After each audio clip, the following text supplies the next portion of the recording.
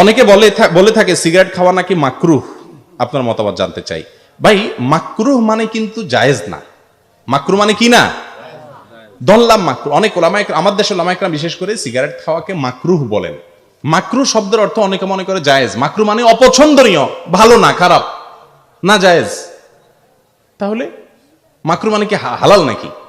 হ্যাঁ, এটাকে আরব ওলামা ইকরাম হারাম বলেন। যারা মাকরুহ বলেন তাদেরও কিছু যুক্তি আছে, দলিল আছে, আমরা সেদিকে যাব না। কিন্তু এটা নিষিদ্ধ, এ ব্যাপারে কারো কোনো সন্দেহ, সবাই একমত এটা নিষিদ্ধ। নিষিদ্ধের মাত্রা নিয়ে কি আছে? মতপার্থক্য আছে। অতএব এটা খাওয়া যাবে না। সবচেয়ে বড় কথা হলো ভাই, আল্লাহ রাব্বুল আলামিন মানুষকে সুস্থ বিবেক দিয়েছেন। সিগারেট খাওয়া মানুষের পাশে দাঁড়ায়া নামাজ পড়া, এই দুর্ভাগ্য আপনাদের হয়েছে কখনো? আমার বহুবার হয়েছে জীবনে, যে সিগারেটের খোরের পাশে দাঁড়ায় নামাজ পড়ছি। আল্লাহু আকবার, মনে যে রু বাইর হয়ে যাবে। আজিমপুরে এক হাসপাতালে এক কাজে গেছি, পাশে এক মসজিদে জোহরের নামাজের সময় ঢুকছি, এরকম এক খবিসের পাশে দাঁড়াইলাম। আল্লাহর বান্দা, যেহেতু সে আপনারা চিনেন না, তার খবিস বললে দোষ হবে না, আসলে তো খবিস নোংরা রুচির মানুষ। তার মুখের দুর্গন্ধে এবং তার শরীরের দুর্গন্ধে আমার রু বাইরের মতো অবস্থা।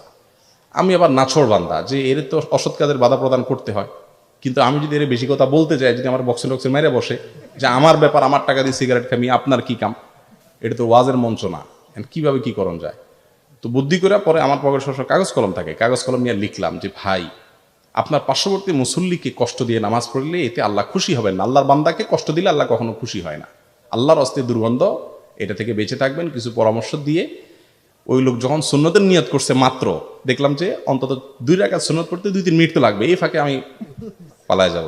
কাগজটা লিখে তার সামনে দিয়ে আমি আইজো দৌড় কাইলে দৌড় জুতে নিয়ে, যে বেটা যখন সালাম ফিরে কাগজ পড়বে ততক্ষণ তার আমার খুঁজে পাবে না। আমার কাজও হাজির হয়ে গেল মাঝখান দিয়ে, তারা অসৎ কাজের বাধাও প্রদান করলাম, আর আমার জানও বাঁচলো আলহামদুলিল্লাহ। অনেকে অসৎ কাজের বাধা প্রদান করতে গিয়ে মাইদুর খাইয়া আসে, এরপর বলে হুজুর আপনার কথা শুনতে গিয়ে মাইদুর খাইছি। আপনারা আল্লাহ তাআলা বুদ্ধি বিবেক দেয় নাই, বুদ্ধি বিবেক খাটান, সবই চলবে। সৎ কাজের আদর্শ চলবে, অসৎ কাজের নিষেধও চলবে ইনশাআল্লাহ। অতএব এটা ভালো কাজ না।